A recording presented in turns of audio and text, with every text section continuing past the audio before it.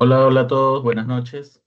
¿Qué tal? ¿Cómo están? Les habla Alexis Murillo y estoy aquí para darles la bienvenida a esta nueva sesión de nuestro programa de formación de nuevos científicos, una actividad coorganizada por OMICS, particularmente dentro del Grupo de Investigación de Inmunología y Cáncer, INMUCA, y la Universidad Católica de Santa María. Estamos aquí para tratar el tema de muerte celular, metabolismo energético y cáncer, y para eso tenemos a tres chicas animadas que han preparado una presentación bastante interesante para tratar el tema de hoy y que están siendo guiadas por dos investigadoras también bastante relevantes en estas áreas. Entonces pasaré a presentar a las investigadoras y luego les cederé la moderación para que ellas puedan coordinar las siguientes actividades. Siempre agradeciendo a todos ustedes por la presencia, por estar aquí, por darse un tiempito de poder escuchar y participar en estas sesiones, ¿no? El objetivo es que podamos interactuar un poco más, que podamos conocer algunos temas en particular y que dentro del programa de formación que tenemos sirvan como puntos de partida para luego poder desarrollar proyectos en la segunda fase. Ok, entonces también me gustaría agradecer a nuestros auspiciadores. Tenemos como patrocinadores a Indelab, a IC Scientific, a Macet.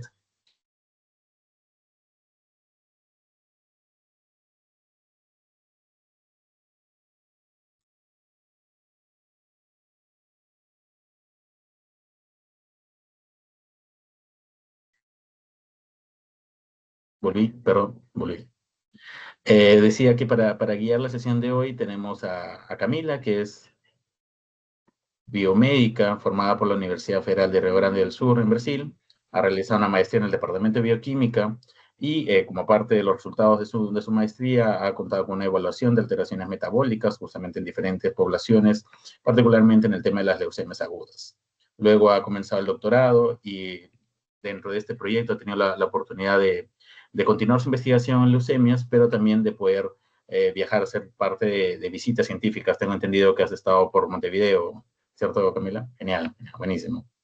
Pues bien, ha sido seleccionada también para realizar una estancia de investigación, como mencionaba, CAP Sprint en la Universidad de la República, pues sí es genial contar con esta experiencia en esta actividad formativa. Y del otro lado tenemos también a Michelle Paredes. Michelle Paredes es ingeniera en biotecnología, formada por la Universidad de las Fuerzas Armadas en Ecuador, y cuenta también con un máster en biología computacional. Durante su maestría, ha realizado análisis genómicos en cáncer de próstata, también enfocándose en neoplasias mieloproliferativas y con virus asociados al cáncer. Actualmente está como becaria en el Instituto Nacional del Cáncer, INCA, en Río de Janeiro, Brasil, donde está cursando su doctorado centrado en la investigación en análisis genómicos de cáncer de ovario, ¿cierto, Michelle? Sí, ok. Bueno, buenísimo. Muchas gracias por darnos su tiempo, por estar aquí, por compartir un poquito de todo ese conocimiento que han venido acumulando en estos años de posgrado. Y nada, ahora les paso el micro para que puedan conducir la sesión. Muchas gracias.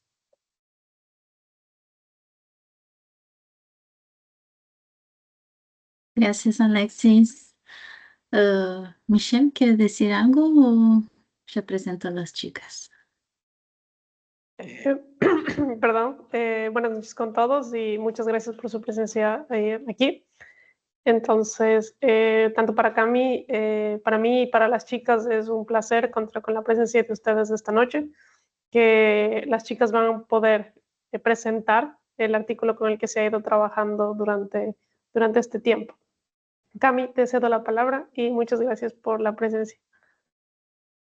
Y gracias a todos y buenas noches con todos. Yo voy a compartir mi pantalla ya para vernos las diapositivas.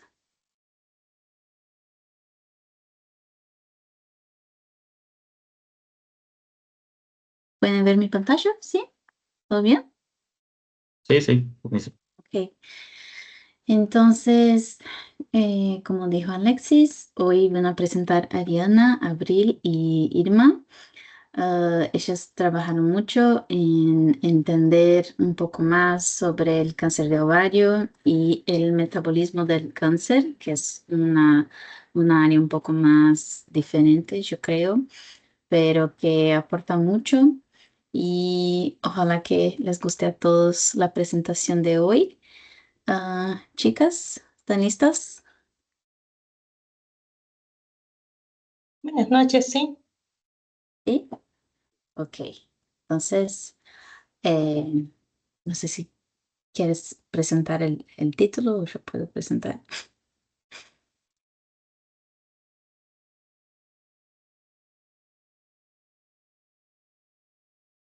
¿Quién empieza? ¿Es Ariana? Sí, buenas noches, ¿se me escucha? Sí, sí te escucho. Ok.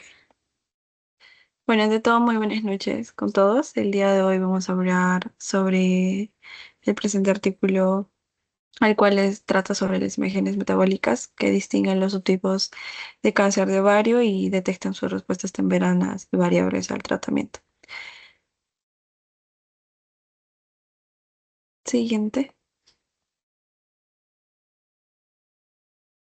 Bueno, como ya comenté, vamos a presentar y analizar críticamente un artículo, el cual es el que les acabo de mencionar, que aborda una de las problemáticas más desafiantes en oncología ginecológica, el cual es la heterogeneidad funcional del cáncer de ovario, particularmente del carcinoma seroso de alto grado, el cual es el subtipo más letal clínicamente complejo. A pesar de los avances en secuencia genómica y la clasificación molecular, la práctica clínica sigue enfrentando un problema fundamental, los cuales son muchos tumores con perfiles genéticos similares, tienen comportamientos completamente distintos, tanto en términos de crecimiento como en respuesta a la quimioterapia como tal. En el presente artículo propone ir más allá de la genómica, expone una dimensión menos visible pero altamente funcional, el cual es el metabolismo tumoral, es decir, cómo las células cancerosas generan y utilizan la energía. Ahora, en concreto, el artículo, o bueno, los autores, identifican dos tipos de subtipos metabólicos dentro del mismo tipo histológico de cáncer, los cuales son los tumores alto en OXPOS, que van a depender principalmente de la fosforilación oxidativa mitocondrial, y el otro que son los que son de bajo OXPOS, que estos se apoyan fuertemente en la glucólisis incluso si hay presencia de oxígeno. A esto lo conocemos como efecto Warburg. Si pueden ver en la imagen de la mano derecha, vamos a hablar un poquito de este efecto. Eh, este efecto como tal es un fenómeno que se observa en muchas células cancerosas, eh, en el cual las células tumorales prefieren obtener energía a través de la glucólisis, incluso si hay oxígeno disponible. ¿Por qué de una u otra manera este efecto es llamativo o interesante? Porque en condiciones normales, o sea, cuando hay oxígeno, las células sanas utilizan la mitocondria para poder producir energía a través de la fosforilación oxidativa, un proceso totalmente eficiente. Pero estas células cancerosas prefieren la glucólisis anaerobia, que es menos eficiente energéticamente, pero es mucho más rápida. ¿Qué pasa? Esto lleva a que haya una alta producción de lactato y acidificación en el microambiente tumoral. Ahora, ¿por qué lo hacen o a qué se debe? ¿O por qué es que se adaptan a ello? Eh, Pasa que se adaptan a ambientes hipóxicos con muy poco oxígeno para poder generar intermediarios metabólicos útiles para dividir rápidamente, como la biosíntesis de lípidos, los nucleótidos o los aminoácidos, y para poder evitar la dependencia mitocondrial, la cual podría activar la apoptosis y es algo que no debería, o sea, que como tal la célula cancerosa hace, pero al momento de no depender de lo que es la mitocondria, se evita, ¿no? La apoptosis, perdón. Ahora, de una u otra manera voy a dar un pequeño avance para la figura número 2 que vamos a presentar más adelante y cómo este efecto se relaciona mucho con el artículo. En cuanto a los tumores de bajo OXPOS, lo que van a mostrar es que hay una alta conversión de piruvato a lactato y una alta captación de la glucosa. Ahora también va a haber una alta expresión de GLUT1 y el MCT4 y el LDH. Y por último va a haber una independencia funcional del metabolismo mitocondrial. Ahora, para poder entender un poquito lo que son los OXPOS bajos y altos, podemos ver en la imagen que está en la mano izquierda, más o menos el anterior.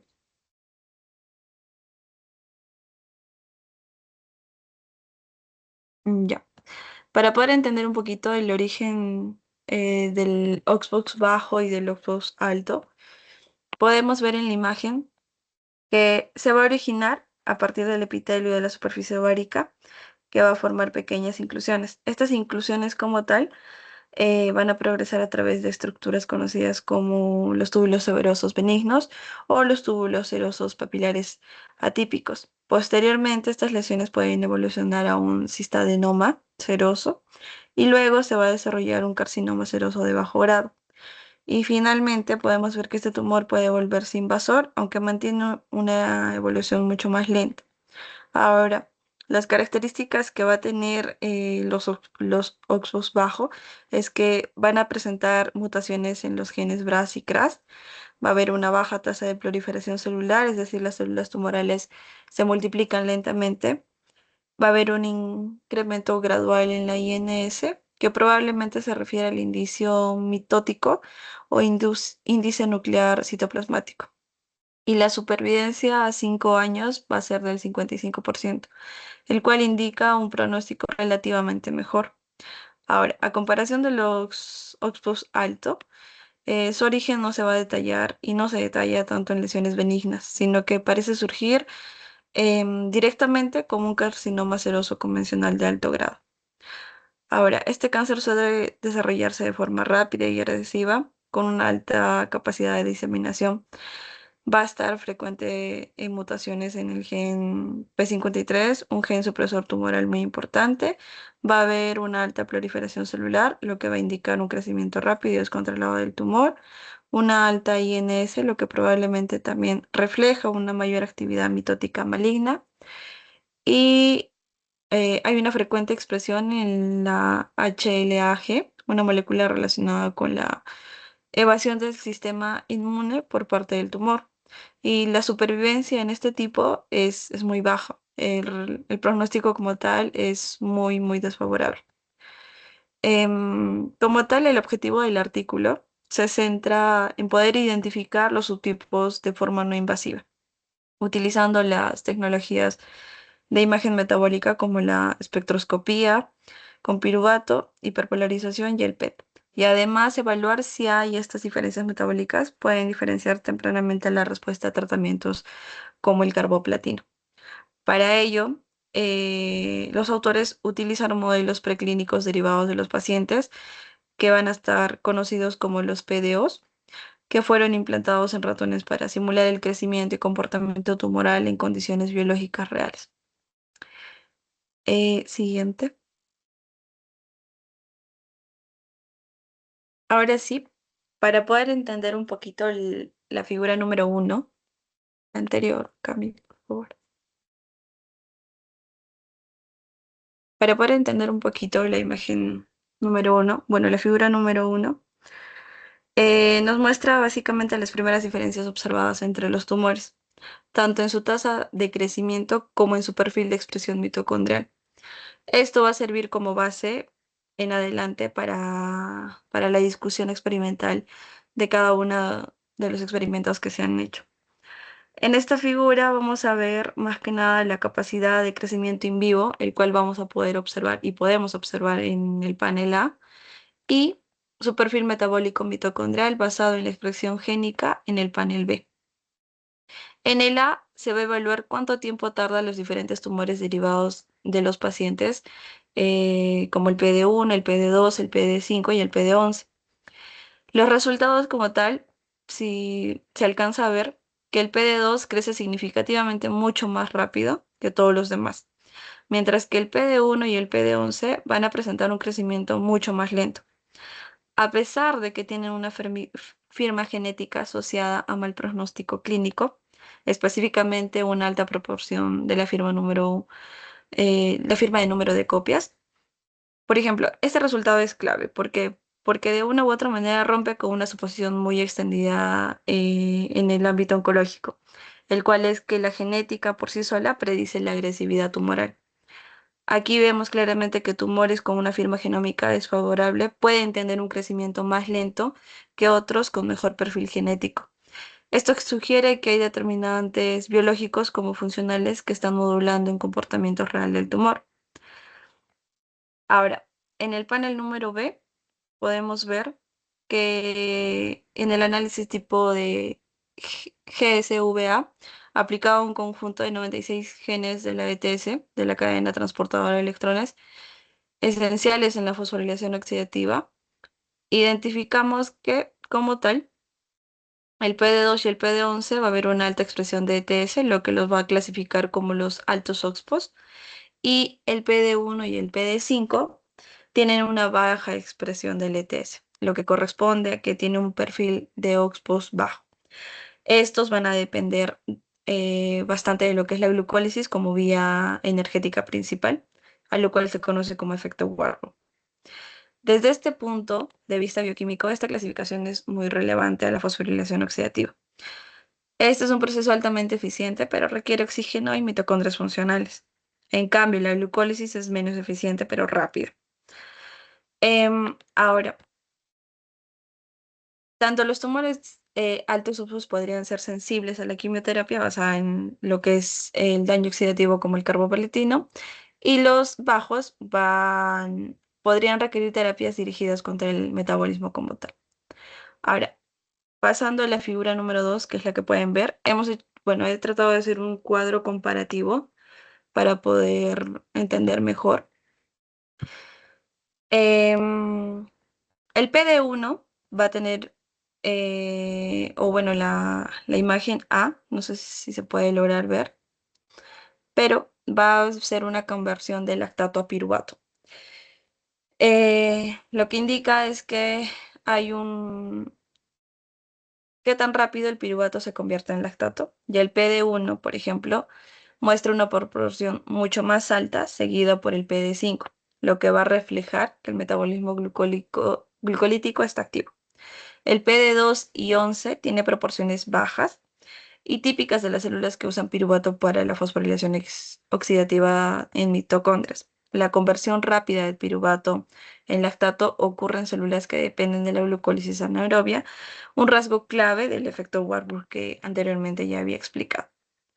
Ahora, en el B podemos ver que hay una actividad enzimática total, lo cual va a ser que cataliza la conversión del piruvato a lactato.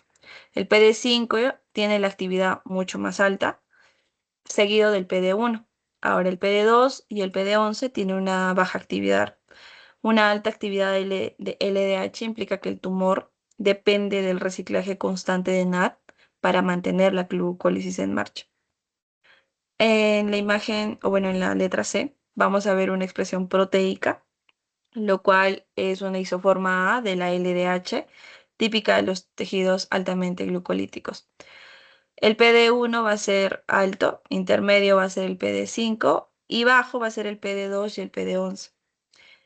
En ese contexto podemos entender que el LDH favorece la conversión directa del piruvato al lactato y su sobreexpresión, mejor dicho, está relacionada con tumores que evitan totalmente el uso del mitocondrial del piruvato. En la letra D podemos ver los transportadores del lactato, lo cual quiere decir es que expulsa el lactato fuera de la célula.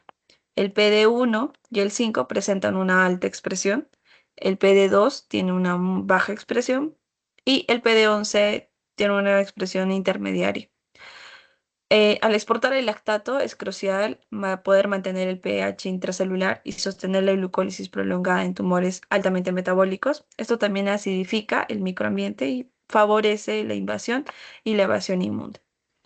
En la letra E podemos ver que hay los transportadores de glucosa permiten la entrada de la glucosa en la célula y podemos ver que el PD1 y el PD5 son muy altos, el PD2 y 11 son bajos.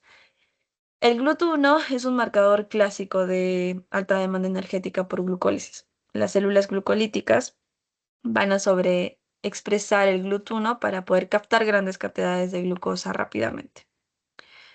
En la letra F podemos ver que hay una captación de glucosa fluorescente. hay una alta expresión en el PD1 y el PD5 y hay una muy baja en el PD2 como en el PD11. Esto confirma que no solo hay una alta expresión de transportadores, sino que funcionalmente las células están utilizando glucosa activamente y este es un marcador directo del estado energético glucolítico. En la letra G podemos ver que es la captación de la glucosa radiomarcada. No ha habido diferencia significativa en general para todos. El PD5 muestra una leve tendencia, sin embargo, para todos es por igual.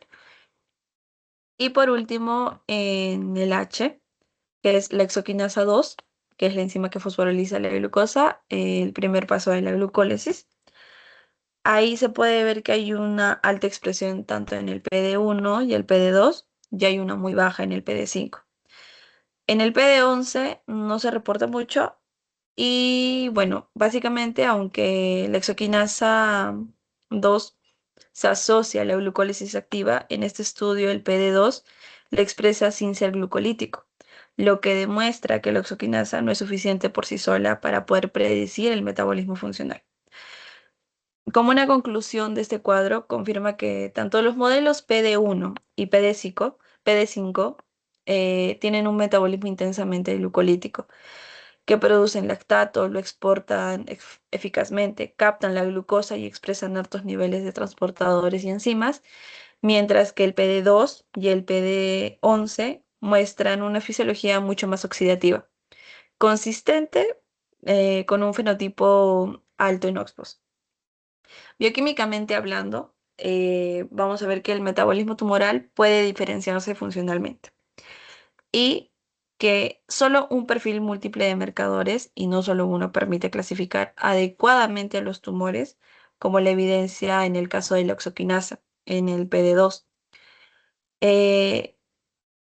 En conclusión, o bueno, finalmente la figura 2, que es completa desde la A hasta la H, valida como tal las técnicas de imagen metabólica no invasiva, como la espectroscopía con piruvato, que pueden ser herramientas eficaces para poder identificar los subtipos, algo que el PET tradicional no consigue con precisión y que más adelante mis compañeras van a poder explicarlos de mejor manera eh, para que puedan entender.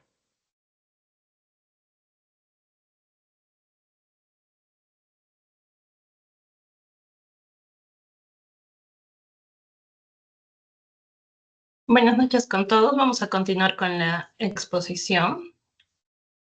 Con la figura 3, que básicamente es fundamental para poder entender por qué las diferencias de los subtipos de cáncer de ovario seroso de alto grado se comportan de manera tan distintiva, ¿no? A nivel metabólico y en su respuesta a diversos tratamientos. Entonces, esta figura lo que nos va a mostrar más que nada, podemos ir al cuadrito de abajo donde está la ruta metabólica. Nos va a mostrar dos moléculas que son claves, que justo están encerradas en rojo y que se encuentran detrás de esos fenotipos metabólicos que observamos.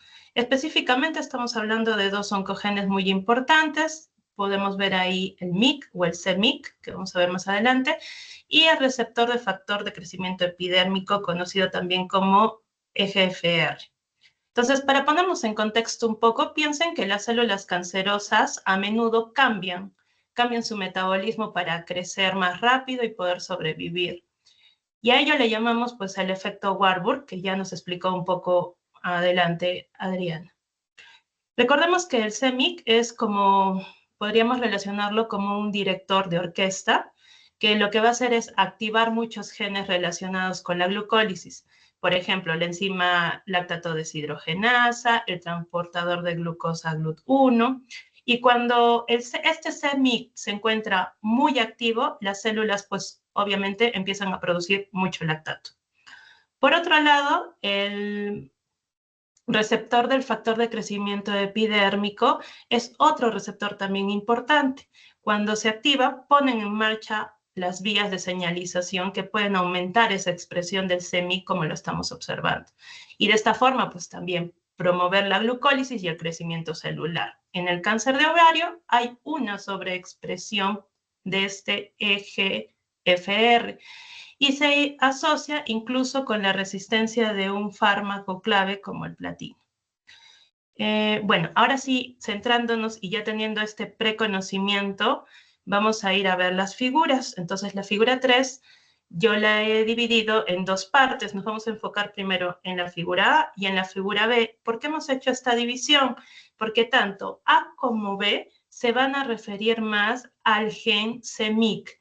Y después vamos a pasar en la siguiente diapositiva a las otras figuras relacionadas con el receptor del factor de crecimiento epidérmico. Entonces, en la figura 3A vamos a ver los niveles de expresión de ese gen CEMIC y podemos observar claramente en el gráfico que los PDOs 1, 5 y 11 pues tienen niveles más altos de este gen en comparación con el PDO2. Esto ya nos da como que una mediana pista de lo que podría estar impulsando el metabolismo glucolítico. Sin embargo, nos vamos a apoyar de la figura 3B. Y este panel lo que nos va a mostrar son los niveles de proteína del CEMIC en los tumores. Entonces, recordemos algo clave que nosotros vimos en la parte de expresión génica. Acuérdate de tu dogma de la biología molecular. ADN, ARN, proteínas, ¿no es cierto? Entonces, esta parte es importante. ¿Por qué razón? Porque la expresión del gen se traduce en una proteína. Entonces, podemos nosotros observar que los PDO1 y 5 tienen niveles significativamente más altos de la proteína CEMIC que el PDO2. Y esto lo que va a hacer es básicamente pues validar lo que vimos a nivel genético y confirma que la CEMIC está más presente en este tipo de modelos. En la siguiente diapositiva, ahora nos vamos a encargar del EGFR. Entonces, nosotros podemos observar en la figura C que básicamente hay una diferencia drástica en el PDO5. Aproximadamente a un buen cálculo podríamos decir que la expresión del EGFR es aproximadamente 400 veces mayor en el PDO5 que en los PDO2 y el 11. Y aproximadamente unas 5 veces mayor en el PDO1. Entonces, esto nos indica un papel preponderante para las EGFR, especialmente en el PDO5. Recordemos que todos estos han sido extraídos de niveles cancerígenos 3 y 4. Entonces, vamos a ir viendo cómo esto se va a ir relacionando. En la figura 3D, confirmamos también el nivel de proteínas. Es básicamente lo mismo que hemos hecho en la figura anterior, en la A y la B. En la B veíamos un poco, en la A veíamos un poco el nivel genético y en la B veíamos el nivel proteico. Y en este caso es lo mismo. Vamos a ver el nivel proteico de la EGFR. Entonces, con un análisis cuantitativo básicamente de la tinción del EGFR en la sección del tumor, podemos ver que la expresión de este EGFR es de hecho la más alta en el PDO5. Entonces reforzamos la idea que teníamos en la figura C. Y básicamente también vemos que se refuerza el nivel de proteína en el tejido tumoral. Finalmente, en la figura 3E, vemos los niveles de ERK fosforilado, ¿sí? Recordemos que el ERK fosforilado es una señal clave después de que el EGFR se activa. Entonces, por ahí nos puede ayudar mucho esa vía alterna que les he colocado. Una vez que haya el proceso de fosforilación, vamos a ver de que podíamos decir de que la vía netamente se ha activado. Entonces, el hecho de que la tinción del ERK fosforilado sea mayor en el tumor PDO5 nos dice que no solo hay mucho ERK, o mejor dicho, EGFR, sino que la vía de señalización pues está activamente funcionando en este modelo. Por tanto, siguiente diapositiva, por favor, vamos a llegar a unas conclusiones solamente de esta imagen. Primero, que el PDO1 está impulsado por el CMYT, como ya lo hemos visto, ¿sí? Y que obviamente vemos dentro de las conclusiones de los gráficos que hemos podido observar que se encuentra hay una amplificación de este gen y el aumento de su expresión. Entonces, la alta expresión del CMYC explica su fenotipo glicolítico, como lo hemos podido observar en las imágenes anteriores. Y básicamente, si hablamos de que ha habido un aumento del fenotipo glicolítico, también vamos a ver que hay un aumento impulsado por las enzimas glicolíticas como la lactato deshidrogenasa del subtipo A y el marcador GLUT1. Entonces, el tratamiento con un inhibidor del CMYC, que vamos a ver más adelante, que viene a ser el MYC-I975, pues puede disminuir la viabilidad de esa PDO1 de manera más marcada. Por otro lado, viendo el siguiente, que viene a ser el PDO2, sirve como un modelo de control o referencia para el subtipo de altas oxidaciones fosforilativas. Entonces, sus bajos niveles de CMYC y EGFR demuestran que estos oncogenes no son los impulsores predominantes en su metabolismo. Es más como un modelo sensible a los fármacos estándar como el carboplatino. Y finalmente vemos que en el caso de las PDO5, pues demuestra que el crecimiento está impulsado por una amplificación del gen EGFR y el aumento de su expresión con una clara señalización de activación de la vía ERK fosforilado. Entonces, esta sobreexpresión y esta activación son mecanismos moleculares claves subyacentes para su fenotipo del metabolismo glicolítico y su resistencia también intrínseca a alguno de estos fármacos, que es característico en realidad de este tipo de OXFOS. En el caso de la PDO11, nosotros lo que tenemos es básicamente presenta una expresión leve, como hemos visto en los gráficos, a nivel genético. Además, podemos observar también que en la caracterización de este CMYC, o en el caso también del EGFR o el ER fosforilado, al mismo nivel se encuentran tan igual que el PDO1 como el PDO5. Entonces, su clasificación de subtipo a altas sugiere que aunque el CMYC puede estar elevado, pues puede que sea principalmente un impulsor metabólico en el modelo. Siguiente, por favor. Listo. Ahora vamos a profundizar un poco más sobre las vulnerabilidades metabólicas de este tipo de cáncer y cómo podemos dirigirla.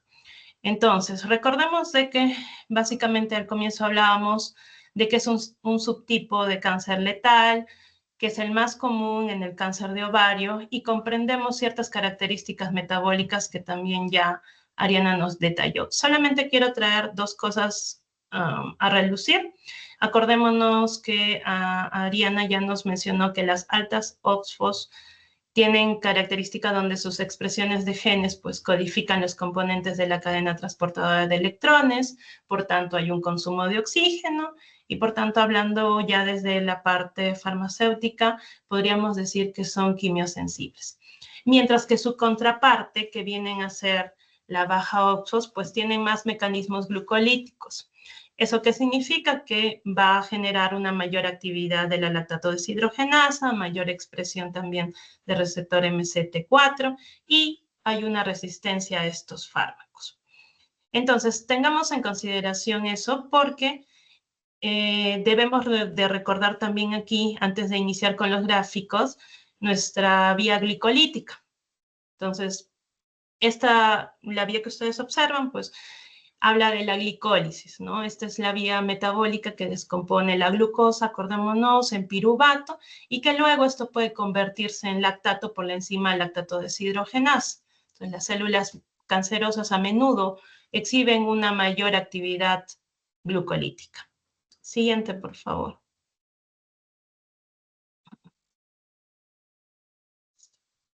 Entonces, en la figura 4 vamos a observar el efecto básicamente inhibidor de la MYC y de la misma forma lo hemos dividido.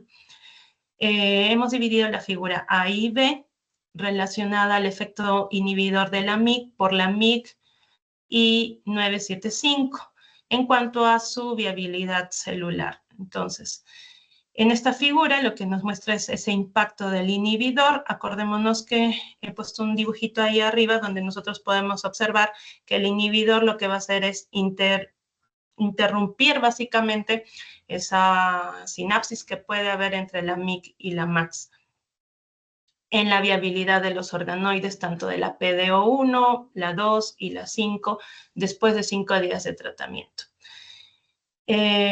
Aquí una observación importante que yo me di cuenta es que ya en el gráfico ya no aparecía la PDO11, y es una pregunta que yo me hice cuando estuve revisando el paper. ¿Qué ocurrió con la PDO11? ¿Por qué no siguió pues, dentro de los análisis, ¿no? Entonces, cabe mencionar aquí que aunque la PDO11 también es un tipo de altas OXFOS, como la PDO2, los niveles específicos de amplificación y de expresión de la CMYX y la EGFR en la PDO11 no fueron destacados como los impulsores primarios para este tratamiento de inhibidores en particular. Entonces, de la misma forma de lo que sí fueron en la PDO1 y la PDO5 que vamos a ver a continuación. Entonces, por lo tanto, para los experimentos en esta figura, que ya hablamos directamente sobre una vía de las MYC y las EGFR, la PDO11 no fue incluida. Esa es una apreciación que yo más o menos he podido sacar por lo que detalla el paper, ¿no? Entonces, de esta forma podemos ver que en la gráfica A podemos observar una mayor disminución de la viabilidad en el PDO1 en comparación con las PDO2, que son las rosaditas, y la PDO5, que son las verdes, ¿sí? Y este hallazgo es también importante porque la PDO1 es el modelo con amplificación del gen CMYC y mayor expresión de la CMYC. Entonces, este resultado apoya directamente a la idea que el CMYC es un impulsor clave del crecimiento y la viabilidad de la PDO1, haciéndolo particularmente sensible a la inhibición de las MYC. Entonces, el hecho de que la P2 y la P5 se vean menos afectados sugiere que su viabilidad no dependa tanto de la actividad de las CMYC. Por otro lado, si observamos la figura B, donde básicamente también hablamos del efecto inhibitorio, pero ya no relacionado a la viabilidad celular, sino a la actividad de la lactato deshidrogenasa, ¿sí? En los organoides, pues observamos que hay una disminución en esa actividad de la lactato deshidrogenasa en el PDO1, aunque esta disminución no fue estadísticamente significativa. Mientras que en la PDO2 y la 5 la actividad de la lactato deshidrogenasa pues no hubo un cambio. Y esto se alinea un poco con el panel conocido por las CMYC en la regulación de la expresión de la lactato deshidrogenasa subtipo A, ¿no? Que contribuyen a la actividad netamente de la lactato deshidrogenasa. Aunque no es estadísticamente significativa en este ensayo en específico, la tendencia que sí provee la PDO1 pues apoya la idea que la inhibición de las MYC podría reducir la producción glicolítica al afectar la actividad de la lactato deshidrogenasa. Siguiente, por favor. Listo. Entonces, continuamos con la misma imagen, pero ahora vamos a ver ya no las MYC, sino observamos un poco más el inhibidor a nivel de EGFR. Y hace las mismas caracterizaciones. En la imagen C vamos a observar en cuanto a su viabilidad celular. Entonces, mostramos aquí el efecto del erlotinib, que también es un inhibidor de moléculas pequeñas que bloquea específicamente la actividad de la tirosina quinasa en el receptor EGFR. Y básicamente lo que nosotros vamos a observar es un diagrama 5 días después de su evaluación. Entonces, en el tratamiento con el erlotinib, resultó una disminución significativa en la viabilidad de los 3 modelos, como podemos observar en la imagen, tanto del PDO1, el PDO2, que está en rosado, y el PDO3, que se encuentra en el PDO5, que se encuentra en verde. Aunque el PDO5 tiene, como podemos observar, la mayor expresión de las EGFR y la activación de la vía, la disminución general de la viabilidad sugiere que la señalización de la EGFR puede desempeñar un papel clave, aunque en grados variables, ¿no?, en la supervivencia de todos estos organoides. Esto también indica una implicancia más general del EGFR en la viabilidad celular, más allá del modelo PDO5. En el caso de la figura D, lo que nosotros estamos evaluando es también el efecto del mismo inhibidor que viene a ser el erlotinib en la expresión ahora del fosforilado. Entonces,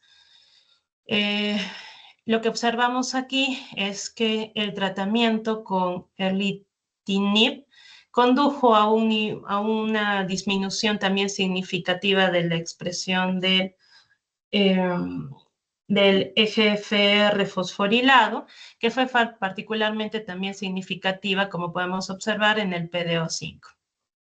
Y esto es crucial porque nos confirma ya que el inhibidor pues, es eficaz en la actividad del EGFR y especialmente en el PDO5, donde la expresión del EGFR es aproximadamente, recordemos a nuestros anteriores gráficos, es aproximadamente 400 veces mayor en comparación con la PDO2 y la PDO11 que vimos anteriormente. Y esto demuestra pues, el mecanismo de acción del fármaco en un modelo relevante. En cuanto a la imagen E, lo que nosotros estamos observando es también el efecto del inhibidor, que es el erlotinib, pero en la expresión ahí de la exoquinasa 2. ¿Listo? Es una enzima, recordemos que también es una enzima importante.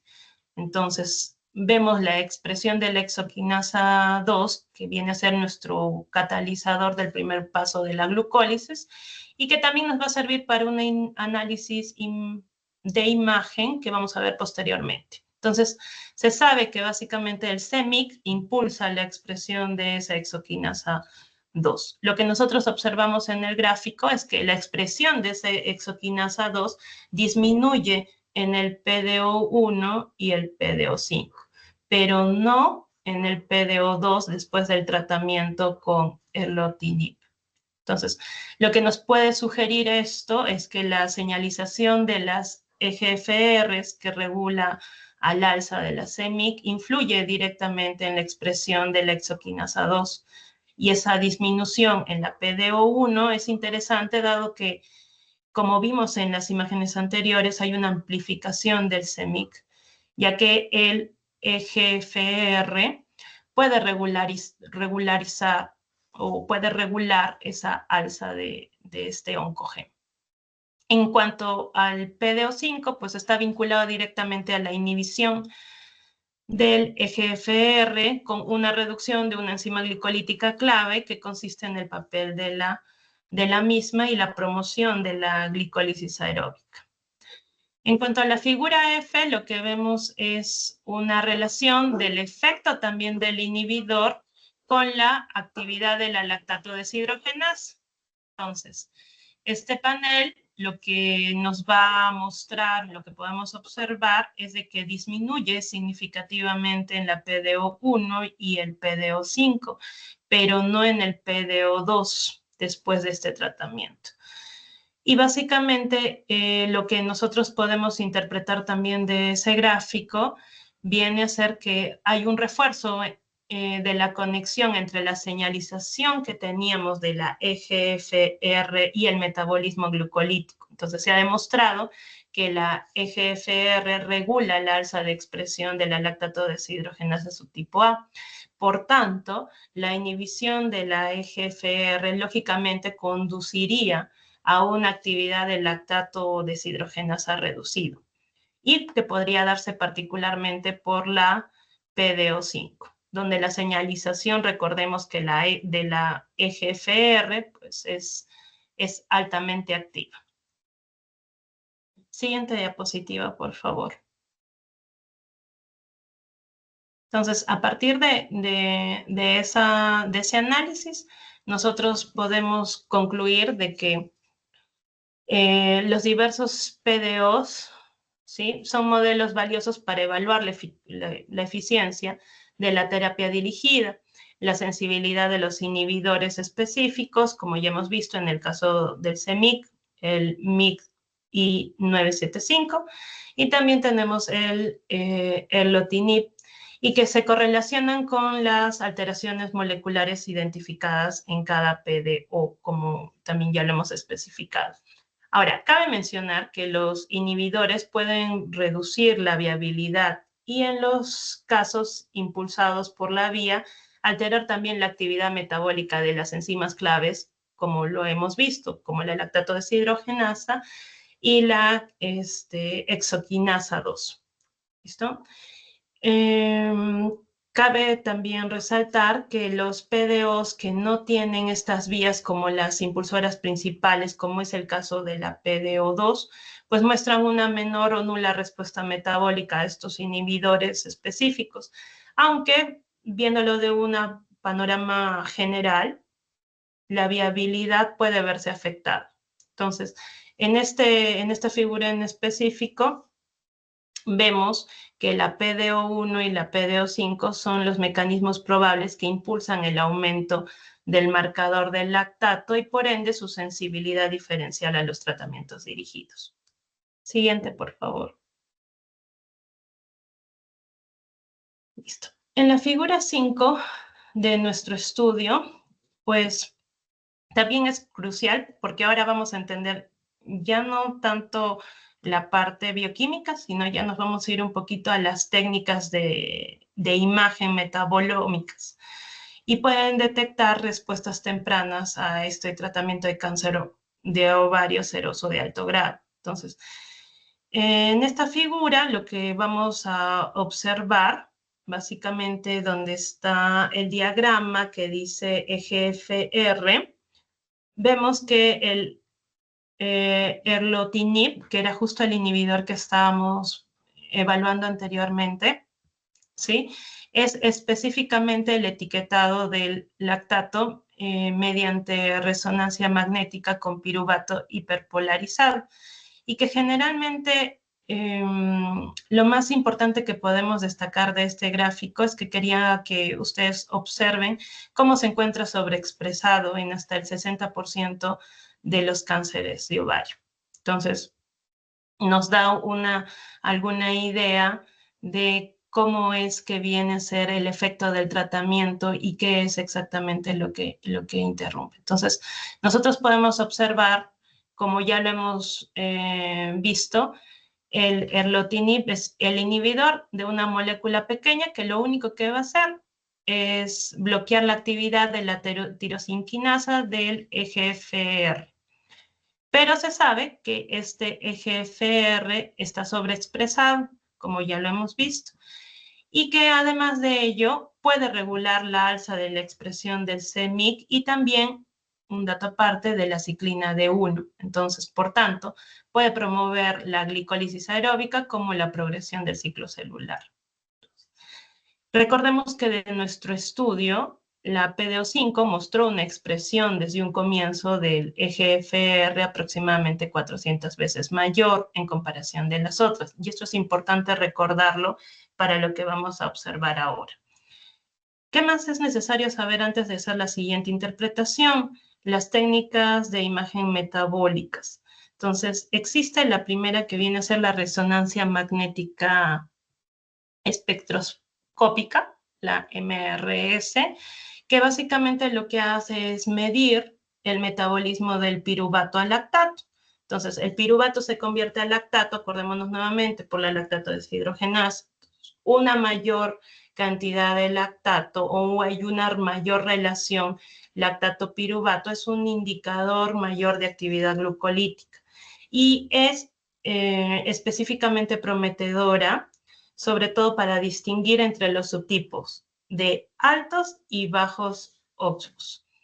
Y por otro lado tenemos la tomografía por emisión de positrones, o también denominada la PET, que lo que hace, bueno, ahí colocamos un poquito más ya la foto de un tipo de linfoma, ¿sí? Pero era para hacer una representación más o menos esquemática de lo que queríamos mencionar, ¿no? Y básicamente mide la captación de glucosa, que es un marcador de la actividad glicolítica tumoral. Entonces, la captación de la partícula 18F-FDG depende de la actividad básica de la exoquinasa, que recordemos que era una enzima que estaba en nuestra vía glicolítica, y la expresión de los transportadores de glucosa, como la GLUT1. Entonces, específicamente, la exoquinasa 2 cataliza la fosforilación y el atrapamiento de esta molécula 18F-FDG dentro de la célula. Y otra pregunta que me surgió después de ver esta imagen, o ya entrar a ver esta imagen, es ¿qué ocurrió pues con la PDO1? Porque ahorita que vamos a observar, ya vamos a ver que la descartan o la sacan del análisis. Entonces, básicamente la usan la PDO1 como un ensayo, la utilizan para un ensayo in vitro inicial para evaluar los cambios de viabilidad de inhibidores, como ya lo hemos visto, y las imágenes metabólicas in vivo, pues, se centran específicamente en solamente PDO2 y PDO5, porque eran los modelos más pertinentes para demostrar la detección por imágenes metabólicas de respuestas tempranas a inhibidores del ER. Entonces, es como que el estudio ha ido de un macro y lo ha empezado a cerrar en cada uno de sus análisis a un micro para hacer ese análisis y ver cuál de los dos mecanismos de análisis por imagen podría resultar mucho más beneficioso. Y básicamente sacan a la PD1 porque al ser impulsado por la CMYC en lugar de la EGFR no es un buen candidato para el estudio in vivo centrado en los efectos metabólicos de un inhibidor de la EGFR. Siguiente, por favor.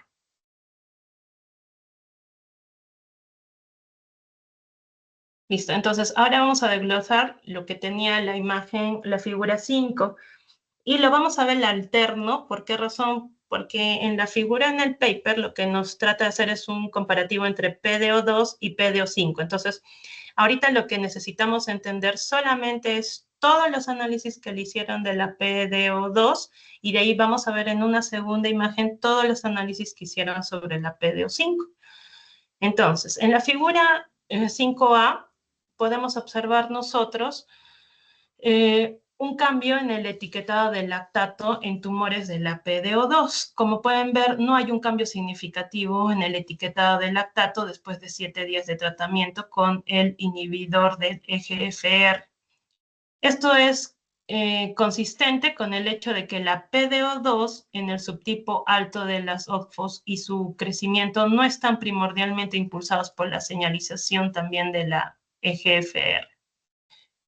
En el caso de la figura 5C, nosotros lo que podemos observar es que tampoco hubo un cambio significativo en el volumen tumoral a los 7 días post-tratamiento, ¿sí? Y esto resulta de la capacidad de la imagen con piruvato hiperpolarizado para poder detectar esas respuestas metabólicas tempranas, mucho antes de que el tumor ya muestre una reducción detectable en un tamaño.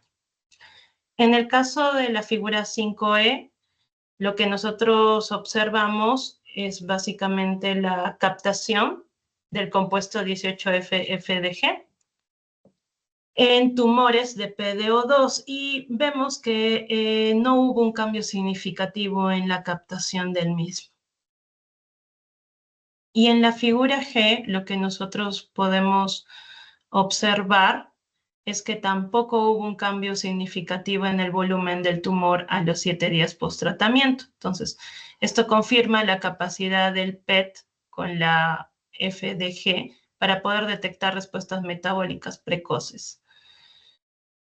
Paralelamente también se puede identificar con la CMRS antes de que se manifiesten algunos cambios morfológicos en el tumor. Siguiente, por favor. En el caso del PDO5, acordémonos que en la figura B es como que la otra parte en correlación de la figura A. Entonces, en la figura B lo que vemos es el etiquetado del lactato tumoral.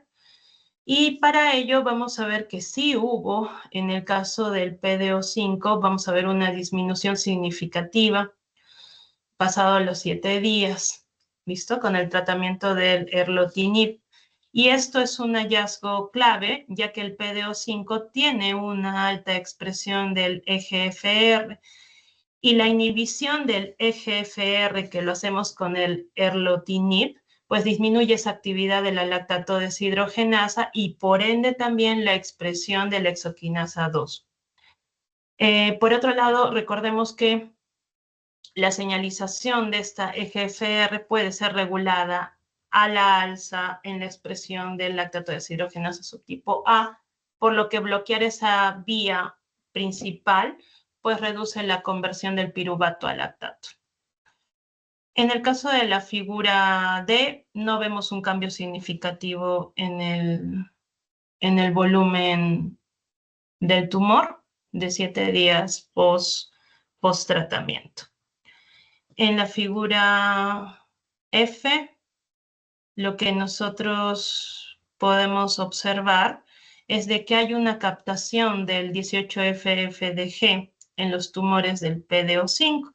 Entonces aquí también se observa, ¿no?, una disminución significativa después de los 7 días post-tratamiento, y esto es coherente con la disminución de la actividad glucolítica que podríamos observar. Esta disminución también corresponde en la expresión de la exoquinasa 2, que, como mencionamos, es crucial para la captación y la fosforilación del FDG. Y finalmente, en la figura H no vemos cambios significativos en el volumen tumoral 7 días post-tratamiento. Por tanto, siguiente diapositiva, por favor. La conclusión principal que podríamos sacar de aquí es de que el tratamiento con erlotinib provoca una respuesta metabólica distinta en el seno injerto del PDO5, pero no en el del PDO2. Y esto se evidencia en la disminución significativa tanto en el marcado con lactato que hemos observado en la imagen de las PDO5 como en la captación de la molécula 18FFDG, las cuales pues se encuentran ausentes en el PDO2. Siguiente, por favor. Listo. Ahora, en esta figura, para entender también un poco lo que nos queda, que es el análisis inmunohistoquímico del daño del DNA y muerte celular de la sección tumoral, una pieza clave para comprender estos mecanismos subyacentes se encuentra en dos componentes que vamos a detallar a continuación, ¿sí? Básicamente tenemos que saber que la figura 6 se va a centrar en, como dice aquí, daño del ADN y muerte celular, pero después del tratamiento con carboplatino, que viene a ser una quimioterapia estándar que se utiliza. Entonces, para ello utilizan dos marcadores específicos mediante la técnica inmunohistoquímica, que viene a ser el marcador de daño en el DNA, que es el gamma H2AX. Y básicamente esta viene a ser una variante de la histona, que es una proteína estructural del ADN. Entonces, cuando el ADN sufre una ruptura de la doble cadena, la H2AX se fosforila rápidamente en el sitio de la lesión, formando ese gamma H2AX. ¿Y por qué es importante? Porque las rupturas de la doble cadena del ADN son un tipo de daño más grave que puede sufrir el ADN y son el principal mecanismo de acción de agentes quimioterapéuticos como el carboplatino. Entonces, un aumento en lo que es el gamma H2AX nos indicaría que el tratamiento está inducido activamente y activa el daño en el ADN del tumor. Entonces, es una señal temprana de que el fármaco está llegando a su objetivo. ¿Listo? Y por otro lado tenemos el CC3, que recordemos que ese CC3 es un marcador de apoptosis. Recordemos que en nuestra biología celular básica, que viene a ser una muerte programada, ¿no? Entonces, ahí cuando hablamos de apoptosis tenemos que acordarnos de las caspasas. Recordemos que son una familia de enzimas que lo que van a hacer es jugar un papel importante dentro de esta muerte programada y sobre todo una que viene a ser la caspasa 3, que se activa mediante la escisión de esta caspasa y da lugar a la CC3. Entonces, esta CC3, un aumento en la expresión de esta CC3 nos indica que las células tumorales están siendo inducidas a morir de manera programada en respuesta al tratamiento, lo cual es un objetivo final de muchas terapias contra el cáncer. Y por ahí también una última que viene a ser el marcador de fragmentación de DNA muerte celular. La tinción túnel, que así se le conoce, pues lo que hace es detectar la fragmentación del DNA, que es una característica distintiva de la apoptosis, pero tardía, y otras formas de muerte celular. Básicamente lo que hace es identificar los extremos rotos del DNA, y es importante porque es similar a la CC3, un aumento de la señal túnel nos confirma que las células tumorales están muriendo y lo están haciendo a través de un proceso que implica la degradación de su material genético. Entonces, completa la información un poco con lo que es la CC3 y proporciona una visión un poco más, podríamos decirlo, panorámica o completa de la muerte celular. Siguiente, por favor. Listo. Entonces, para explicar un poquito estos gráficos, tenemos que acordarnos un poco de cómo trabajaron el diseño experimental en el paper. Entonces, para entender los resultados, hasta el momento tenemos que entender dos cosas. El PDO2 representa el subtipo del cáncer de ovario, pero con altas de oxidaciones fosforilativas, que se ha demostrado ya que es quimosensible al carboplatino, mientras que su contraparte, que viene a ser la PDO5, representa un subtipo de bajas fosforilaciones oxidativas y que es conocido como el que hace resistencia al fármaco, incluido el carboplatino. Entonces, ¿qué pasaba?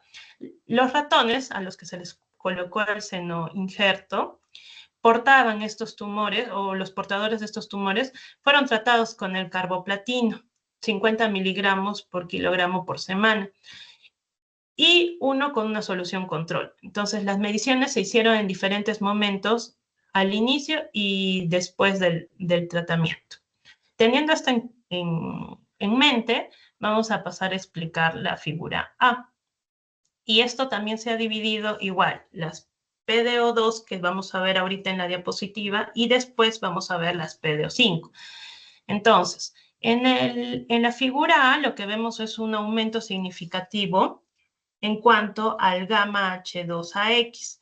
Y esto nos indicaría que el carboplatino está cumpliendo su función, está induciendo las rupturas a las dobles cadenas del ADN de las células tumorales. Y esto es un signo positivo de que el tratamiento está actuando. Cuando nosotros nos vamos a la imagen C, lo que nosotros vamos a observar, acordémonos, es la tinción con la CC3, o sea, vamos a ver la caspasa 3 para ver si hay apoptosis. Entonces, para este tipo de tumor vemos un aumento también de esa tinción del CC3, lo que indica que la apoptosis o muerte celular programada se está incrementando significativamente. Entonces, las células tumorales de la PDO2 están activamente entrando en un proceso autodestructivo en respuesta al fármaco que vendría a ser el carboplatino. ¿Listo? Y en cuanto a la imagen E, lo que nosotros vamos a observar es de que confirma el hallazgo en que los tumores muestran un aumento de la tinción de túnel, lo que corrobora que también ha habido la fragmentación del ADN y la muerte celular que esperábamos. Siguiente, por favor. Ahora vemos el caso del PDO5. Recordemos que no era sensible al carboplatino. Entonces, en la imagen B lo que nosotros estamos evaluando es la tinción de la gamma H2AX. ¿Sí? Entonces, observamos que el carboplatino no está causando un daño al DNA, no vemos un aumento. Y lo que explica básicamente que hay una resistencia al mismo, por tanto, si no hay daño al DNA, pues no puede haber muerte celular, al menos no por este tipo de mecanismo. Pasamos a la imagen D, observamos que tampoco hay ningún tipo de aumento de la CC3. Y esto refuerza un poco la idea de que las células pues son resistentes, entonces no están activando la vía de la muerte celular con respuesta al tratamiento. Y finalmente, en la imagen F, lo que nosotros observamos es que no hay ningún aumento significativo de la tinción de túnel, lo que también confirma su falta de respuesta a nivel de muerte celular. Por tanto, en la siguiente diapositiva podemos resumir lo siguiente. La sensibilidad del PDO2 al carboplatino se demuestra por la inducción efectiva del daño del DNA y apoptosis junto con el cambio metabólico significativo. Por el contrario, existe una resistencia del PDO5 que se caracteriza por la ausencia de generar ese daño a nivel de DNA y una falta de respuesta metabólica clara al tratamiento, lo que subraya la importancia del subtipo metabólico para poder predecir la eficiencia de la quimioterapia.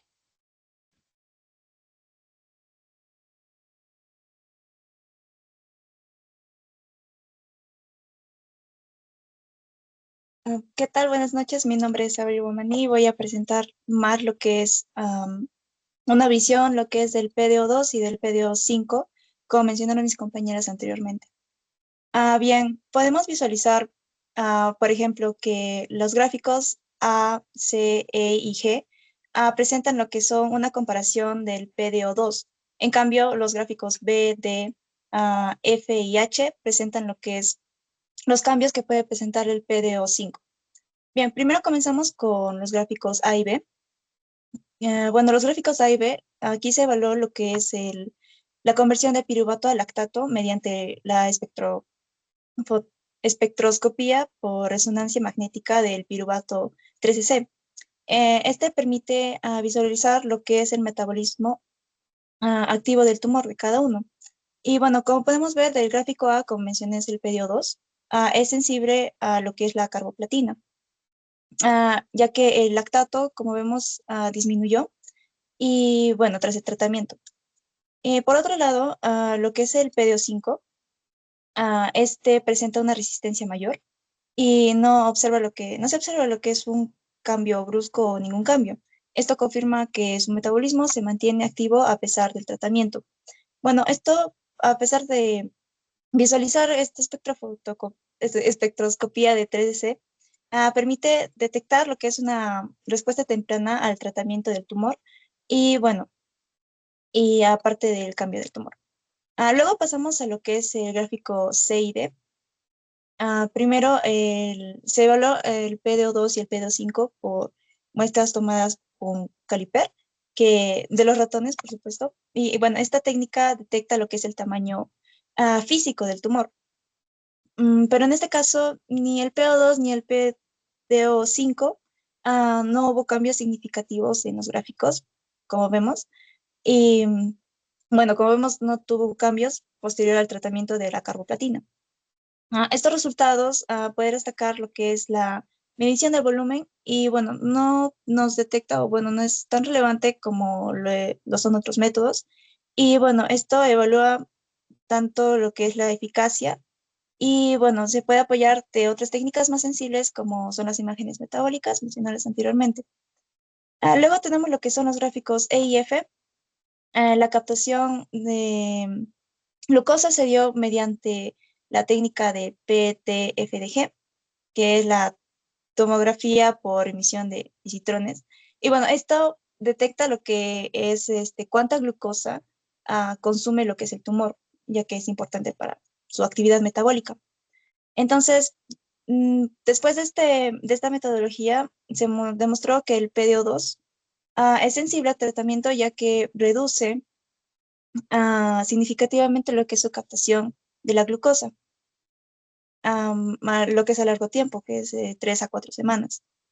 Y esto se evalúa mediante la submax, que indica lo que es el índice de captación máxima de esta glucosa. Bueno, comparando con lo que es su valor inicial, que es el baseline. En cambio, el PDO5 no mostró lo que son cambios notables, lo que confirma su resistencia, como mencioné anteriormente mis compañeras. Y bueno, esto se da ya gracias a su OXFOX bajo o alto. Y bueno, esta técnica puede ser mayormente empleada y puede evaluar lo que es una respuesta al tratamiento. Y bueno, por último tenemos los gráficos G y H. Como mencioné, el gráfico G es de PDO2. Y bueno, y el H es del PDO5. Sin embargo, vemos que no presentaron muchas diferencias significativas. Y bueno, esto refuerza mayormente que las técnicas metabólicas, bueno, claro, la metodología de las técnicas metabólicas son más eficientes para detectar lo que es una respuesta temprana que las mediciones físicas de tamaño tumoral, como vemos el porcentaje de volumen o su volumen como tal. De esta forma, podemos detectar una forma más temprana si un tumor está respondiendo al tratamiento o no. Observamos como el PO2, PDO2 y el PDO5 presentan un metabolismo celular menor y mayor respectivamente. Y bueno, gracias a la quimioterapia o a la respuesta de lo que es la carboplatina. Y bueno,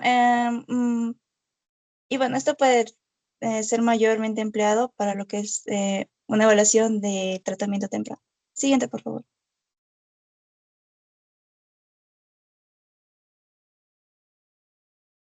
Bien, seguimos con lo que es la evaluación del tratamiento. Bueno, este en sí es la figura 8 y como vemos tiene muchos gráficos. Podemos observar que de la gráfica A a la D presenta, bueno, se menciona lo que son el NADH positivo, NADH y el NAD positivo, respectivo del PO2 y del PDO5. Esto utiliza lo que es una cromatografía líquida acoplada a espectrometría de masas, que es la LC-MS. Bien, pero estas moléculas son esenciales para lo que es el metabolismo energético, como sabemos el NAD positivo y el NADH. Bueno, sin embargo, vemos que el PDO2 presenta una disminución en lo que son ambos compuestos del NADH positivo, NADH y NAD positivo. Estas moléculas indican que su metabolismo de la célula disminuyó significativamente posterior al tratamiento. Sin embargo, el PDO5, los niveles de NAD positivo y NADH no demostraron una diferencia significativa y bueno, la célula continuó funcionando normalmente. Esto evidencia que el tumor resiste o bueno, se mantiene funcional posterior a lo que es el tratamiento y bueno, mantiene lo que es un equilibrio energético y es menos afectado por ese tratamiento. Esto se puede deber ya que, como mencionaron mis compañeras, el PDO5 puede presentar diferentes vías metabólicas como es la glucosa o como es mitocondrial. Y bueno, luego seguimos lo que es el gráfico G y mide lo que es la expresión del gen del GLUT1, de la glutamina. Bueno, el PO2 mediante lo que es el tratamiento de RT-qPCR, podemos ver que la GLUT presenta una disminución mayor y lo que sugiere que el tumor absorbe menos glucosa y lo que reduce lo que es su capacidad de producir energía por lo que es su bioglucólisis. Por otro lado, bueno, también sabemos que el GLUT1 transforma bueno, permite lo que es el transportador de la entrada de glucosa a la célula. Cabe resaltar. Y por último tenemos el gráfico H. Este evalúa lo que es la captación de NBDG.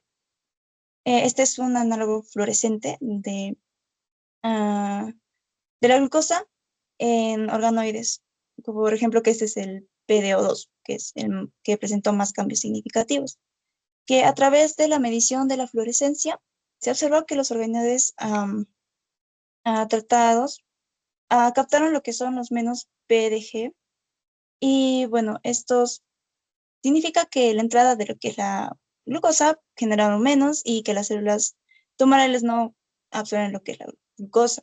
Y esto confirma que la captación de este tumor es más sensible y para absorber lo que es la glucosa, que claramente se ve afectada por lo que es el tratamiento con lo que es la carboplatina. Siguiente, por favor.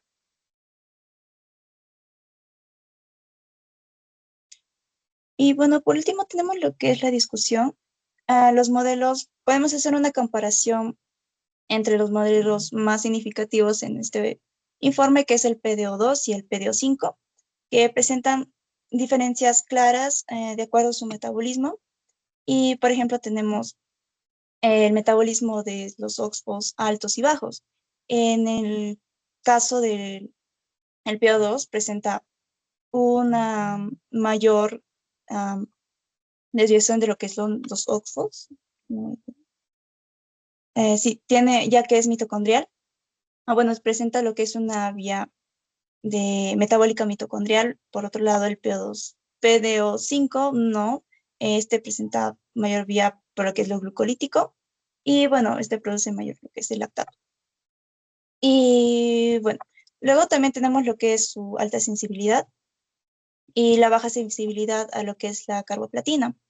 Y bueno, esto puede deberse de igual manera con lo que es su metabolismo y, como mencionaron anteriormente mis compañeras, sobre la disminución de los niveles, por ejemplo, del NAD positivo y del NADH.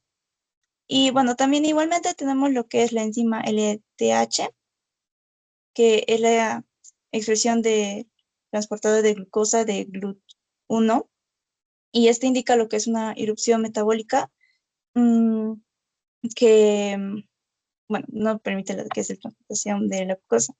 Y por otro lado tenemos el PDO5, que sus parámetros mayormente se mantuvieron estables a comparación del PDO2, gracias a lo que es la expresión de los genes EGFR y MYC, que está relacionado con la proliferación agresiva del tumor. Y bueno, mientras que el PO2, su expresión fue baja y fue mayormente moderada. Esto responde a lo que son los tratamientos estándares y también lo que es la presencia de los inhibidores dirigidos que puede poseer el PDO2 y el PDO5.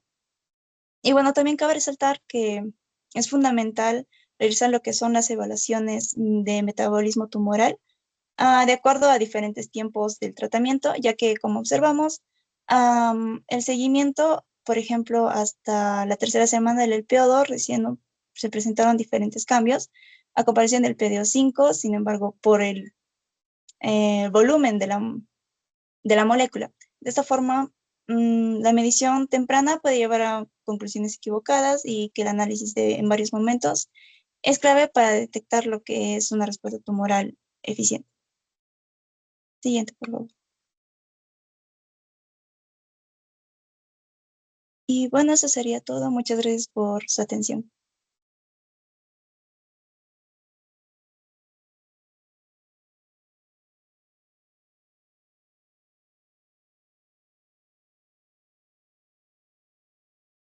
Bueno, gracias a las chicas por la excelente presentación.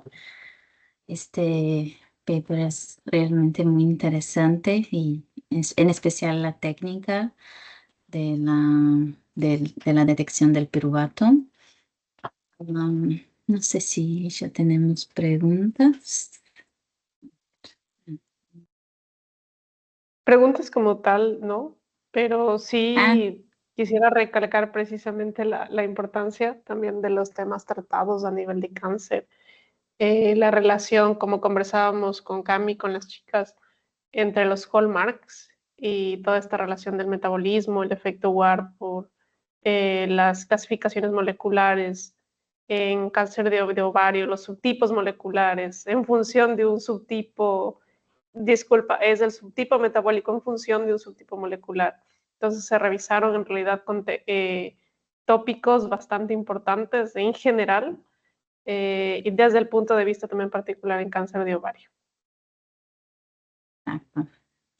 No, y para mí esa técnica, como demostraron que la detección del piruvato y su conversión al lactato está mucho más sensible que el FDG, eso para mí es lo más interesante del paper y ojalá que se pueda empezar a utilizar esa técnica en la clínica porque creo que va a beneficiar mucho a los pacientes exactamente con ese propósito de poder detectar la respuesta al tratamiento de una forma más rápida y más sensible, cada vez más. Ojalá. Julio, ¿tienes una pregunta? Con la manito. Sí, buenas noches. ¿Me Buenas escuchan? noches. Sí. Ah, bueno, gracias. Primeramente quería felicitar a las chicas porque la verdad fue una presentación bastante buena, pues me pareció bastante clara, los ejemplos que colocaron, por ejemplo, del director de orquesta, de la CEMIC y todo súper bien. Y pues también felicitarlas a ustedes, mentoras, a Michelle y a Camila, porque la verdad fue un trabajo que se notó bastante el esfuerzo invertido. Yo tenía una pregunta nada más. En realidad tiene algo que ver con lo de la heterogeneidad intratumoral, pues que es algo que la verdad es bastante conocido dentro del cáncer y que es uno de los mayores problemas a la hora de los tratamientos. Entonces, si digamos se aplica esta técnica y se logra determinar que el tumor tiene eh, una, una alta OXFOS, como estaba mencionando, y que podría llegar a ser sensible al carboplatino, se aplica el tratamiento. Podría llegar a seleccionarse positivamente las células que de pronto dentro del tumor tengan baja OXFOS y se vuelvan resistentes al carboplatino.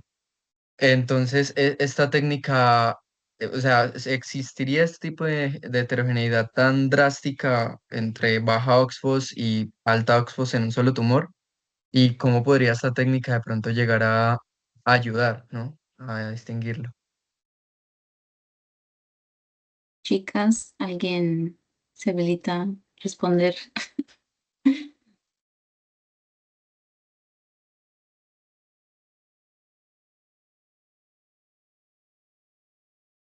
Aquí, mientras tanto, las chicas se animan, solo para dar un comentario y que se va a complementar también con la respuesta que puedan dar las chicas. Y la verdad, la pregunta de Julia es bastante interesante porque en el mismo tumor, diferentes, vamos a hablar, ¿cuál sería el término? Bueno, voy a usar el término que él mencionó, que fue heterogeneidad, múltiples clones, esa es la palabra que estaba buscando. Sí. Múltiples clones y a nivel de cáncer de ovario y resistencia al tratamiento ocurre precisamente eso, ¿no? Hay clones que son sensibles a platina, como mencionaron las chicas, que con el tratamiento todos esos clones sensibles se van a eliminar y van a quedar los clones resistentes. Entonces, en muchos de los casos, el objetivo de hacer estas clasificaciones es tratar de encontrar el tratamiento adecuado, porque no siempre los tratamientos a platina van a ser el estándar clínico que van a tener los diferentes instituciones de salud. Entonces, lo importante es como que, bueno, vamos a identificar quién me va a responder a platina y va a conseguir responder ese tratamiento por un periodo largo. Entonces, no sé si Irma tiene algún comentario adicional. Sí, bueno, más o menos de lo que estuve revisando, bueno, dentro del paper mencionaban una cantidad donde evaluaron, ¿no? Una concentración del carboplatino, no sé, que habían utilizado y lo habían evaluado. Entonces, sí, bueno, no sé si respondiendo un poco su pregunta, pero sí de repente ayudando a terminar de formular la idea. Yo creo que es muy complejo poder decir ahorita si es que puede ser tan marcado esa diferenciación clonal que se puede hacer con el carboplatino, ¿no? Sería muy apresurado decirlo, pero habría que evaluar también otras concentraciones, pienso yo. porque dependiendo de la concentración del carboplatino que pueda administrarse, también podría variar la respuesta de estos clones, o sea, para saber si sirven, no solamente sean de altos OXFOS o de bajos OXFOS. Entonces podríamos tener también esa pequeña apreciación en cuanto a la concentración del carboplatino que se está aplicando. No, sí, cierto. Lo que yo más un poco a la pregunta de Julio, sí, hay mucha heterogeneidad y ya se saben todos los tipos tumorales, no está exclusivo a los tumores de ovario. Y claro, cada tipo de tumor va a tener como que un patrón, no sé si hace sentido eso, pero un patrón de heterogeneidad que es más común. Y eso también se estudia mucho, es todo un tema. Pero esa técnica de la resonancia no te permite, yo creo, tener sensibilidad suficiente para saber si tienes más de una subpoblación de células cancerosas, que una tiene un metabolismo más de una manera y otra de otro. Eso sí, no se podría mirar. Y ahí también ya es una cosa más. Hasta hoy las dos técnicas que sí se puede como ver la heterogeneidad en el cáncer son solo las secuencias de la NGS y la citometría de flujo, cuando se puede hacer, que se hace más para tumores no sólidos. Pero sí, hay esa um, dificultad de que sí puedes tener un tumor que sea como que el 90% de un fenotipo más glucolítico, o por ejemplo, en ese caso, un fenotipo 90% más fosforilativo, y tratas de manera como que pensando que ese tumor va a responder muy bien al platino, y después de claramente vas a ver una disminución del tumor, vas a pensar que está respondiendo bien, pero después esas 10% de células que no son OXFOS alto, van a, van a como que regredir con el cáncer y volver. Pero sí, esa es otra, yo creo que otra parte de lo que es tratar el cáncer, como que en primer momento queremos saber cómo que el paciente va a responder al tratamiento, y como que después nos preocupamos si vamos a tener resistencia o no. Y eso es una cosa que es un poco contraintuitiva, pero es real. Hay que pasar por todas las etapas del tratamiento, como tienes la primera línea, después la segunda línea.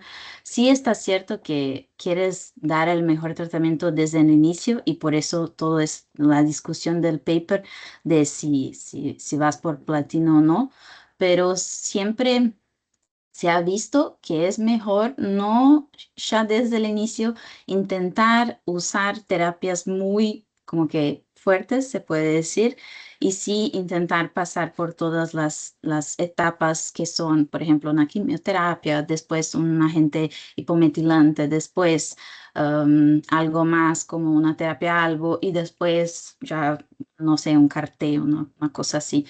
Pero eso ya se sabe que hay que como que dejar que la resistencia se muestre, por decir. Pero sí, es muy interesante eso de la heterogeneidad. Ella está presente tanto en la forma de marcadores cuanto en la forma de los diferentes metabolismos que pueden tener las subpoblaciones de un tumor y es una parte bastante complicada de tratarse, mucho porque también a veces diferentes subpopulaciones de un tumor pueden beneficiarse del metabolismo de una de la otra, por ejemplo, como se mostró que algunos de los PDOs expresaban mucho MST4, entonces pueden mandar la cantidad de lactato súper alta que están produciendo adentro de la célula para el exterior y ese lactato puede ser como que englobado por otras células que van a utilizar el lactato para otra finalidad. Entonces, eso es todo un tema bien, bien interesante. Gracias, Julio, por tu pregunta. Y gracias, Irma, por la ponencia del platino. Y sí, la concentración puede tener mucha diferencia de respuesta. ¿Alguien más tiene alguna pregunta? Sí, Brian, ¿puede hablar? Sí, hola, buenas noches, ¿qué tal? Yo tengo dos preguntas. Pero acá lo tengo anotado, un momento. No recuerdo, ya aquí está. Mencionaron el gen, bueno, me da la proteína, no, perdón, el gen, EGFR.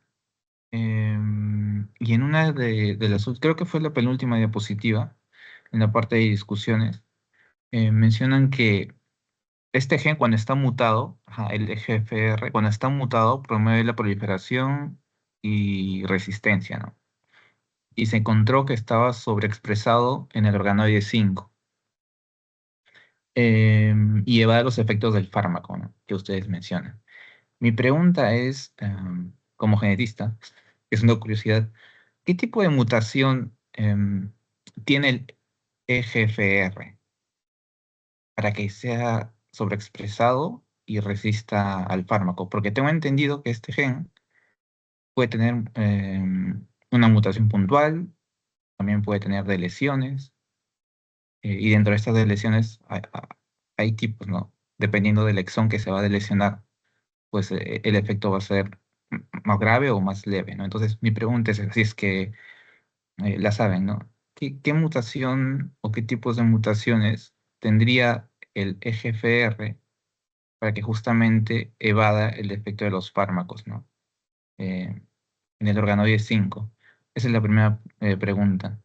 Y la segunda es, como se ha hablado de los modelos organoides, y también vi que habían colocado cómo se obtuvieron, ¿no? Hay algo que no me quedó tan claro. Normalmente cuando se habla de organoides, pues hay organoides de retina, ¿no?, que modelan las retinas, organoides de cerebro que modelan los cerebros, ¿no? Incluso organoides de pulmón que modelan los pulmones, que en parte se utilizó para estudiar la SARS-CoV-2 en la pandemia, ¿no? Y en este caso, el organoide que se ha utilizado en este trabajo, ¿es un organoide de ovario o es un organoide obtenido, no sé, de células o de un líquido tumoral? Eso no me quedó tan claro. Si es un organoide de ovario, es decir, una estructura similar al ovario, y ahí han estudiado pues, los objetivos y las hipótesis de ese artículo, o es un organoide distinto, pero que permite probar las hipótesis de ese trabajo. Esa sería mi segunda pregunta. Gracias, Brian, por las preguntas. Bueno, tenemos dos de los organoides y del EGFR. No sé si alguien de las chicas quiere. Sí, bueno, un poco para aclarar, sí, porque no se mencionó, es que los organoides que se han utilizado proceden de pacientes con cáncer de ovario seroso de alto grado y que estaban en estadios de 3 a 4. Entonces, fueron derivados a partir de, ay, no me acuerdo, ascitis, creo, ascitis de estos pacientes. Algo así Sí, mencionaron. fue parasitis. Y Y sí, básicamente, bueno, eso respondiendo un poco a la pregunta de qué tipo de organoides se han utilizado. Sí, y bueno, claramente son células derivadas del tumor, células tumorales que por acaso llegaron al líquido de la citis. Y sí, sí, es que los organoides sí se pueden hacer de cualquier célula. Y en la mayoría de las veces cuando trabajas con un organoide de cáncer, vas a empezar con células ya cancerosas, no como que crear un organoide de una célula normal y después transformarlo a cáncer. Eso yo nunca vi. Puede ser que se pueda hacer, pero creo que será mucho más difícil. Y sí, es que el organoide es una estructura así bien sencilla. Eh, Llamamos de organoide, pero es más como un aglomerado de células y no tiene mucha estructura, por decir. Pero sí está mejor hacer experimentos, especialmente de tratamiento con los organoides, porque así también puedes ver cuanto que la droga no llega al interior del organoide y ya tener una idea de cómo será en un tumor sólido. Pero, pero es un modelo bien interesante. Y del EGFR, no sé si alguien quiere hablar de las mutaciones que Sí, puede tener. sí, buenas noches. Yo quisiera responder a, bueno, en sí lo que el paper menciona es que hay una sobreexpresión del gen FRG y no menciona como tal una mutación, pero esto puede deberse o puede deberse a esta sobreexpresión a diversos factores, por ejemplo, como es los factores transcripcionales, como mencionaron mis compañeras de la MIC y también bueno, de eso. Y bueno, también puede estar relacionado a lo que son los señales de microambiente, lo que es los microambientes tumorales, y también lo que es una respuesta adaptativa a lo que es el estrés del tratamiento y todo eso. Incluso podría ser inducida por la presión de la farmacología. Y bueno, esto lo que en sí funciona, el tumor activa lo que es este GNFGR como una vía de escape para lo que es su supervivencia. Y en sí, ahorita estaba buscando un poco, el gen FRG puede estar mutado, por ejemplo, en un caso puntual que es los pulmones, si no me recuerdo acá, sí, en sí puede estar mutado, pero lo que menciona el paper es que está sobreexpresado, perdón, y bueno, como tal, como mencioné anteriormente, puede verse a diversos factores.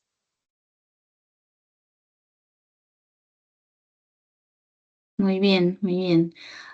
Sí, lo que pasa es que, bueno, muchos factores de crecimiento están en general sobreexpresados en el cáncer. Eh, Probablemente está mutado. Ellos no adentraron a ese asunto, pero es lo más común que haya, que la mutación también puede causar la sobreexpresión. Por ejemplo, para mutaciones de P53, lo que se hace muchas veces es no mirar el gen mismo, pero sí solo por la sobreexpresión de la proteína ya se espera que el gen esté mutado y eso pasa con otros receptores también y proteínas oncogenes. Claro que ellos no hablan tanto de la parte más genética, pero sí nos lo traen un poco en este paper y de la cuestión de cómo tenerlo sobreexpresado y aún evadir el efecto del fármaco, yo creo que los autores quieren decir algo como si tienes muchos, no que el receptor no sea sensible al tratamiento, pero sí de tener más receptores y bueno, solo algunos van a estar afectados por el inhibidor y otros aún estarán disponibles. En cuanto que una célula que solo tenga dos, ya los va a perder muy rápido con el tratamiento. Yo creo que puede ser eso que se refieren, pero, pero sí es un poco, un poco raro tenerlo más expreso y evadir el efecto del fármaco.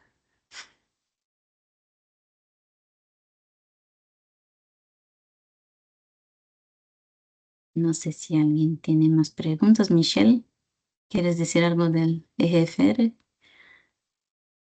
No, la verdad, creo que con lo que se pudo mencionar junto con Cami, las chicas, va en función de eso.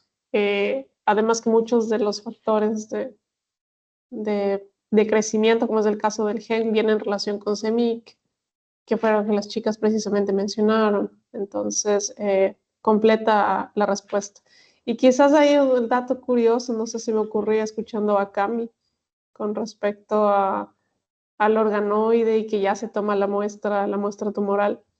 O sea, muchos estudios base tomaban la célula epitelial y la transformaban para que sea tumoral. Entonces, no sé, tal vez pueda ser un método alternativo para estudiar precisamente con un tumor normal, un organoide normal, transformarlo a tumoral. No he leído, pero asumo que debe ser porque obviamente los otros modelos son más prácticos que trabajar Sí. tal vez con organoide. Sí. No, pero es una idea ya. ¿Quién lo quiere hacer?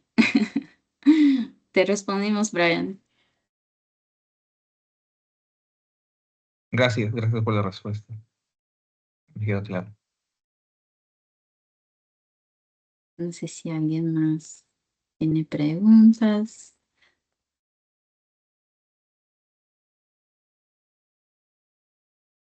Bueno, yo quería felicitar a las chicas porque de verdad estuvo muy buena la presentación y, y estudiaron mucho. Es importante mencionar que nadie trabaja con el cáncer de ovario y no sé mucho con metabolismo también. Y el paper estuvo bien difícil con técnicas bien complicadas, entonces se fueron muy bien y con diapositivas muy lindas. Yo creo que es eso, no sé si alguien aún quiere hablar. Si podemos, yo voy a dejar de compartir, pero creo que podemos encerrar nuestra... Julio, habla. No, qué pena, es que iba a reaccionar con aplausos, pero Ah, levanté la mano. ok. No, no, genial, genial. Disculpa, Camila. Bueno, quería aprovechar también a agradecer a todos por mantenerse activos, a ustedes, Camila, Michelle, por el tiempo, a las chicas que presentaron, Abril, Ariana, Irma, y a todos, obviamente, por estar aquí. Ha sido un tiempito bastante interesante con resultados muy buenos y más allá de los resultados importantes que se han mostrado es, como ustedes ya lo han mencionado, ¿no? El gran esfuerzo que se ha dado para poder recapitular, acumular este conocimiento y transmitirlo de una manera bastante didáctica.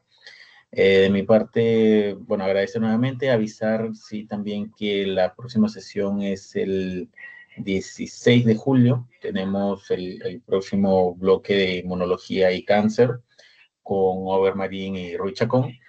Y después la próxima sesión abierta debe ser más para fin de mes, hacia el 30 de julio. Entonces igual seguro ya les vamos a estar mandando algunos detalles internamente a los chicos para la primera sesión y luego ya también para los externos haremos la invitación correspondiente. Eso de mi parte, muchas gracias. Dejo de nuevo, devuelvo el micro para que puedan hacer el cierre. Si es que no hay nadie más que quiera hacer un comentario, pues nada, gracias nuevamente.